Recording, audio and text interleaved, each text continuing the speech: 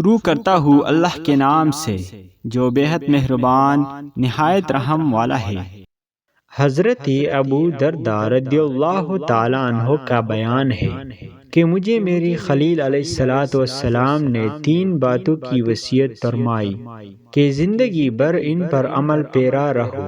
ہر ماہ کے 3 روزے رکھنے، چاشت کی 2 رکعت نماز پڑھنے اور وتر پڑھنے سے پہلے نہ سونے کی وصیت فرمائی۔ حضرت ابو ہریرہ رضی اللہ تعالی عنہ سے روایت ہے کہ رسول اللہ صلی اللہ تعالی علیہ وآلہ وسلم نے فرمایا، جس کسی نے چاشت کی 2 رکعت نماز کی پابندی کی، اس کے گناہ اگر سمندر کی جاگ کے برابر بھی ہوئے تو بخش دیے جائیں گے۔